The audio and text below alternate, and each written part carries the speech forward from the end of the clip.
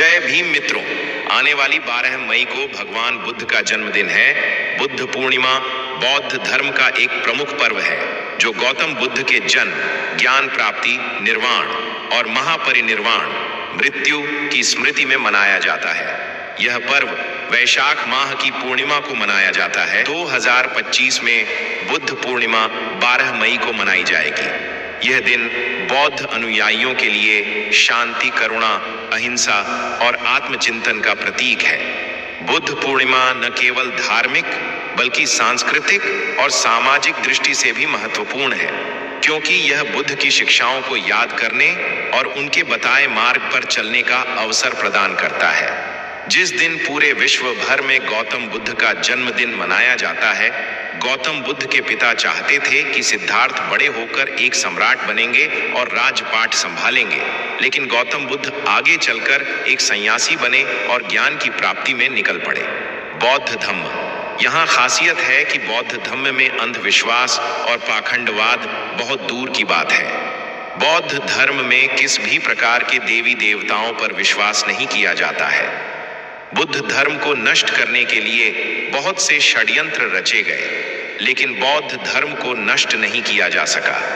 ब्राह्मणवादी इतिहासकारों ने बुद्ध धर्म को बिल्कुल इतिहास के पन्नों से गायब ही कर दिया था, लेकिन समय आते आते धरती की खुदाई के कारण बुद्ध के शिलालेख, बुद्ध के अवशेष आदि मिलने लगे और बुद्ध का इतिहास फिर से उजागर होने लगा। आज हमें असली सच्चाई जानने की जरूरत है कि गौतम बुद्ध को कैसे हिंदू धर्म में परोसा जा रहा है।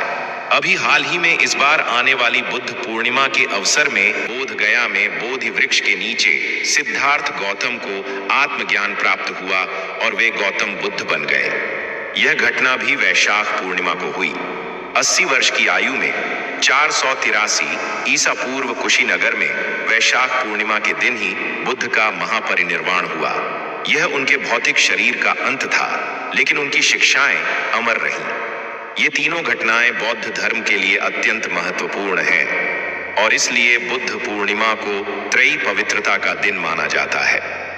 इस दिन बौद्ध अनुयायी मंदिरों में प्रार्थना करते हैं, ध्यान करते हैं, बौद्ध ग्रंथों का पाठ करते हैं और दान पुण्य जैसे कार्य करते हैं। कई लोग पशु हिंसा से बचते हैं, शाकाहारी भोजन ग्रहण करते हैं और पिंजरे में बंद पक्षियों को मुक्त करते हैं, जो करुणा और स्वतंत्रता का प्रतीक है। बुद्ध पूर्णिमा विश्व भर में उन देशों में मनाई जाती है जहां बौद्ध धर्म का प्रभाव है। यह पर्व मुख्य रूप से पूर्वी और दक्षिण पूर्व एशिया में प्रमुखता से मनाया जाता है, लेकिन वैश्वीकरण के कारण पश्चिमी देशों में भी इसे मान्यता मिली है।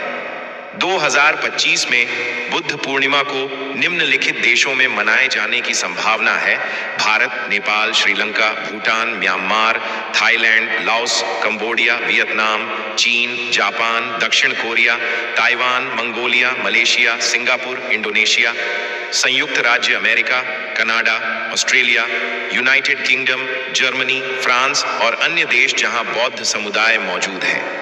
रूस, कलमिकिया, बुरियातिया जैसे बौद्ध क्षेत्र, न्यूजीलैंड, दक्षिण अफ्रीका आदि। कुल मिलाकर लगभग 25 से 30 देशों साला में बुद्ध पूर्णिमा को आधिकारिक या सामुदायिक स्तर पर मनाया जाएगा। कुछ देशों में जैसे श्रीलंका, थाईलैंड, म्यांमार और कंबोडिया यह राष्ट्रीय अवकाश होता है।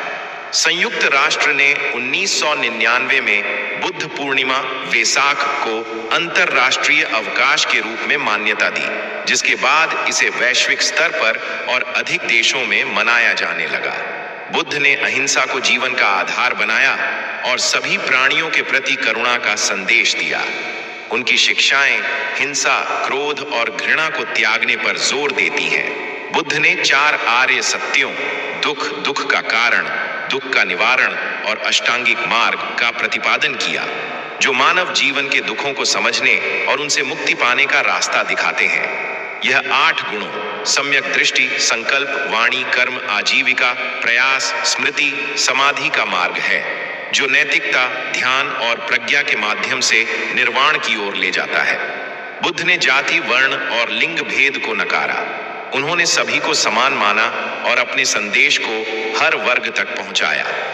बुद्ध की शिक्षाएं तर्क और अनुभव पर आधारित थीं। उन्होंने अंधविश्वास और कर्मकांडों का विरोध किया और स्वयं के अनुभव से सत्य खोजने पर जोर दिया। बुद्ध का जीवन और शिक्षाएं शांति, सहिष्णुता और मानवता का प्रतीक हैं, जो आज भी प्रासंगिक हैं। उनकी मां का निधन जन्म के 7 दिन बाद हो गया और उनका पालन पोषण उनकी सौतेली मां महाप्रजापति गौतमी ने किया। सिद्धार्थ को राजसी वैभव में पाला गया, लेकिन 29 वर्ष की आयु में उन्होंने संसार के दुखों, वृद्धावस्था, बीमारी, मृत्यु को देखकर गृह त्याग कर दिया। सिद्धार्थ ने 6 वर्षों तक कठोर तपस्या और ध्यान किया, लेकिन उन्हें सत्य की प्राप्ति नहीं हुई। अंततः उन्होंने मध्यम मार्ग, न अति भोग न अति त्याग, अपनाया। 35 वर्ष की आयु में वैशाख पूर्णिमा के दिन बोध गया में बोधि वृक्ष के नीचे उन्हें आत्मज्ञान प्राप्त हुआ और वे गौतम बुद्ध बन गए। इसके बाद उन्होंने अपना पहला उपदेश सारनाथ में दिया, जिसे धर्म चक्र प्रवर्तन सूर कहा जाता है। अगले 45 वर्षों तक उन्होंने भारत के विभिन्न हिस्सों में यात्रा की और अपनी शिक्षाओं का प्रचार किया। 80 वर्ष की आयु में कुशीनगर में उनका महापरिनिर्वाण हुआ। जैसा कि पहले उल्लेख किया गया, बुद्ध पूर्णिमा को लगभग 25 से 30 देशों में मनाया जाता है। यह मुख्य रूप से बौद्ध बहुल देशों में राष्ट्रीय अवकाश होता है, जैसे श्रीलंका, थाईलैंड, म्यांमार, कंबोडिया और लाओस। अन्य देशों में जैसे भारत, नेपाल और जापान इसे धार्मिक और सांस्कृतिक उत्सव के रूप में मनाया जाता है। पश्चिमी देशों में बौद्ध समुदाय इसे सामुदायिक स्तर पर मनाते हैं। बुद्ध की शिक्षाएं अहिंसा, करुणा, शांति सभी धर्मों, संस्कृतियों और समाजों के लिए प्रासंगिक हैं। ये शिक्षाएं मानव जीवन के दुखों को समझने और समाधान खोजने का रास्ता दिखाती हैं। बुद्ध ने अंधविश्वास को नकारा और तर्क आधारित दर्शन दिया, जो आधुनिक युग में भी वैज्ञानिक दृष्टिकोण से मेल खाता है। सम्राट अशोक ने 3री शताब्दी ईसा पूर्व में बौद्ध धर्म को श्रीलंका, मध्य एशिया और दक्षिण पूर्व एशिया में फैलाया। इसके बाद बौद्ध धर्म चीन, जापान, कोरिया और तिब्बत तक पहुंचा। बौद्ध धर्म ने कला, साहित्य, वास्तुकला, स्तूप, विहार और दर्शन पर गहरा प्रभाव डाला। अजंता एलोरा की गुफाएं, मंदिर और बामियान बुद्ध इसके उदाहरण हैं। आज के तनावग्रस्त विश्व में बुद्ध की ध्यान और माइंडफुलनेस की शिक्षाएं लोगों को मानसिक शांति प्रदान करती हैं, जिसके कारण पश्चिमी देशों में भी बौद्ध दर्शन लोकप्रिय हुआ। बुद्ध ने स्वयं भारत के विभिन्न हिस्सों मगध, कौशल, वैशाली में यात्रा कर अपनी शिक्षाओं का प्रचार किया। उनके प्रथम उपदेश ने 5 भिक्षुओं को आकर्षित किया और धीरे धीरे बौद्ध संघ की स्थापना हुई। 3री शताब्दी ईसा पूर्व में सम्राट अशोक ने बौद्ध धर्म को अपनाया और इसे भारत के बाहर श्रीलंका, मध्य एशिया और दक्षिण पूर्व एशिया में फैलाया। उनके शिलालेख और दूतों ने बौद्ध धर्म को वैश्विक बनाया। बौद्ध भिक्षुओं ने चीन, तिब्बत, जापान और कोरिया में बौद्ध धर्म की प्रसार और स्वीकार्यता बढ़ी। 19वीं और 20वीं शताब्दी में बौद्ध धर्म पश्चिमी देशों में फैला। डॉ. बी.आर. आम्बेडकर के नेतृत्व में भारत में नवयान बौद्ध धर्म का उदय हुआ, जिसने लाखों दलितों को बौद्ध धर्म की ओर आकर्षित किया। डॉ. बी.आर. आम्बेडकर, जिन्हें बाबा साहेब के नाम से जाना जाता है, ने 14 अक्टूबर 1956 को नागपुर में लाखों अनुयायियों के साथ बौद्ध धर्म अपनाया। उन्हें बौद्ध धर्म में निम्नलिखित विशेषताएं आकर्षक लगी। बौद्ध धर्म में जाति, वर्ण और लिंग भेद नहीं है। आम्बेडकर ने हिंदू धर्म में व्याप्त जातिगत भेदभाव को देखा और बौद्ध धर्म को सामाजिक समानता का प्रतीक माना। बौद्ध धर्म अंधविश्वास और कर्मकांडों का विरोध करता है। बौद्ध धर्म की पंचशील अहिंसा, सत्य, चोरी न करना, व्यभिचार से बचना, नशा न करना आम्बेडकर को नैतिक जीवन का आधार लगी। बौद्ध धर्म का तेजी से प्रसार निम्नलिखित कारणों से हो रहा है। बौद्ध धर्म की ध्यान और माइंडफुलनेस की प्रथाएं तनाव और मानसिक स्वास्थ्य समस्याओं से निपटने में सहायक हैं। पश्चिमी देशों में बौद्ध ध्यान केंद्रों की संख्या बढ़ रही है। बौद्ध धर्म का जाति विरोधी और समानतावादी दृष्टिकोण भारत जैसे देशों में दलित और अन्य शोषित समुदायों को आकर्षित कर रहा है। बौद्ध धर्म को शांति और अहिंसा का प्रतीक माना जाता है। दलाई लामा जैसे बौद्ध नेताओं ने इसे वैश्विक मंच पर लोकप्रिय बनाया। बौद्ध धर्म के ग्रंथों और शिक्षाओं का अनुवाद और डिजिटल प्रचार ने इसे अधिक सुलभ बनाया है। बौद्ध धर्म की प्रकृति के प्रति संवेदनशीलता और संतुलित जीवन शैली पर्यावरण संरक्षण के प्रति जागरूक लोगों को आकर्षित करती है। भारत में आम्बेडकरवादी बौद्ध धर्म ने दलित समुदायों में नई चेतना जगाई, जिससे बौद्ध धर्म का पुनरुत्थान हुआ। बौद्ध धर्म की एक प्रमुख विशेषता यह है कि यह पाखंड, अंधविश्वास और पारंपरिक भगवान की अवधारणा से मुक्त है। बुद्ध ने कर्मकांडों, यज्ञ और जादू टोने का विरोध किया। उन्होंने कहा कि सत्य को स्वयं अनुभव करना चाहिए, न कि किसी ग्रंथ या गुरु पर आंख मूंद कर विश्वास करना चाहिए। बौद्ध धर्म में पारंपरिक अर्थों में ईश्वर की कोई अवधारणा नहीं है। बुद्ध ने स्वयं को भगवान नहीं बल्कि एक मार्गदर्शक माना। उनका दर्शन मानव के अपने प्रयासों और कर्मों पर केंद्रित है। बौद्ध धर्म में मुक्ति का आधार कर्म, नैतिकता और ध्यान है, न कि किसी दैवीय शक्ति की कृपा। यह इसे अन्य धर्मों से अलग करता है। बुद्ध ने कहा, मेरी बातों को परखो, जैसे सोने को आग में तपाकर परखा जाता है। यह तर्क संगत दृष्टिकोण बौद्ध धर्म को आधुनिक युग में प्रासंगिक बनाता है। बुद्ध धम्म को मिटाने के प्रयास और उसका पुनरुत्थान।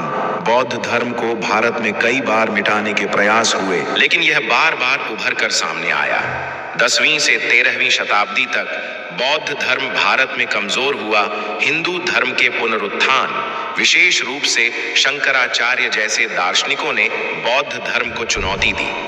ब्राह्मणवादी आक्रमणकारियों ने नालंदा और विक्रमशिला जैसे बौद्ध विश्वविद्यालयों को नष्ट किया, जिससे बौद्ध विद्या और भिक्षु परंपरा कमजोर हुई।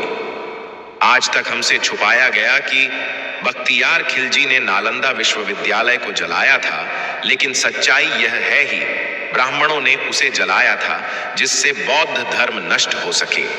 बौद्ध धर्म के विभिन्न संप्रदायों, थेरवाद, महायान, वज्रयान में मतभेद ने इसे कमजोर किया। 19वीं और 20वीं शताब्दी में बौद्ध धर्म का पुनरुत्थान हुआ। ब्रिटिश पुरातत्वविदों ने अशोक के शिलालेख, लुम्बिनी और बोध गया जैसे स्थानों की खोज की, जिसने बौद्ध इतिहास को पुनर्जन्म दिया। श्रीलंका, थाईलैंड और तिब्बत से बौद्ध विद्वानों ने भारत में बौद्ध धर्म को पुनर्जनन में योगदान दिया। आज बौद्ध धर्म भारत में नवयान के रूप में और विश्व में ध्यान और शांति के दर्शन के रूप में उभर रहा है। कुछ विद्वानों और बौद्ध अनुयायियों का मानना है कि हिंदू धर्म के ब्राह्मणवादी और मनुवादी तत्वों ने बौद्ध धर्म को कमजोर करने और इसके इतिहास को दबाने के लिए निम्नलिखित प्रयास किए। हिंदू पुराणों जैसे विष्णु पुराण में बुद्ध को विष्णु का 9वां अवतार बताया गया। कुछ बौद्ध विद्वानों का मानना है कि यह बौद्ध धर्म को हिंदू धर्म में समाहित करने की रणनीति थी, ताकि बुद्ध की स्वतंत्र पहचान मिटाई जा सके। मध्यकाल में बौद्ध ग्रंथों और मठों को नष्ट करने के प्रयास हुए। नालंदा और विक्रमशिला जैसे केंद्रों का विनाश इसका उदाहरण है। बौद्ध धर्म जाति विरोधी था, जबकि मनुवादी विचारधारा ने जाति व्यवस्था को मजबूत किया। इससे बौद्ध धर्म का सामाजिक आधार कमजोर हुआ। बौद्ध धर्म के योगदान जैसे अशोक के शासन और बौद्ध कला को हिंदू इतिहास में कम महत्व दिया गया। कुछ इतिहासकारों ने बौद्ध धर्म को हिंदू धर्म का हिस्सा बताकर इसकी स्वतंत्रता छीनी। कुछ बौद्ध अनुयायी मानते हैं कि आज भी भारत में बौद्ध धर्म को हिंदू धर्म के हिस्से के रूप में प्रस्तुत करने की कोशिश होती है। बौद्ध तीर्थ स्थलों को हिंदू मंदिरों के रूप में प्रचारित करना और बौद्ध प्रतीकों को हिंदू प्रतीकों से जोड़ना और बुद्ध मूर्तियों को हिंदू देवी देवता बनाना, यही सच्चाई है। बुद्ध पूर्णिमा गौतम बुद्ध के जीवन और शिक्षाओं का उत्सव है, जो शांति, करुणा और अहिंसा का संदेश देता है। 12 मई 2025 को इसे विश्व भर में 25 से 30 देशों में मनाया जाएगा। गौतम बुद्ध की खासियत उनकी तर्क संगत, समानतावादी और करुणामयी शिक्षाओं में है, जो आज भी प्रासंगिक है। उनका इतिहास एक राजकुमार से निर्वाण प्राप्त गुरु तक की यात्रा है, जिसने विश्व को नया दर्शन दिया। आज बौद्ध धर्म तेजी से फैल रहा है, क्योंकि यह आधुनिक चुनौतियों का समाधान प्रस्तुत करता है। हालांकि इसे मिटाने के प्रयास हुए, बौद्ध धर्म बार बार उभरा और आज यह भारत और विश्व में अपनी पहचान बना रहा है। कुछ बौद्ध अनुयायी मानते हैं कि ब्राह्मणवादी और मनुवादी तत्वों ने इसके इतिहास को दबाया, लेकिन बौद्ध धर्म की स्वतंत्रता और प्रासंगिकता इसे जीवित रखे हुए है। दोस्तों, बौद्ध धर्म को हिंदू धर्म का बताकर और बुद्ध के इतिहास पर प्रहार करते हैं। साथियों, बुद्ध धर्म जैसे जैसे बढ़ रहा है, वैसे वैसे हिंदू धर्म को लोग छोड़ रहे हैं। बुद्ध धर्म में शांति और करुणा के मार्ग ही सच्चाई को दिखाते हैं।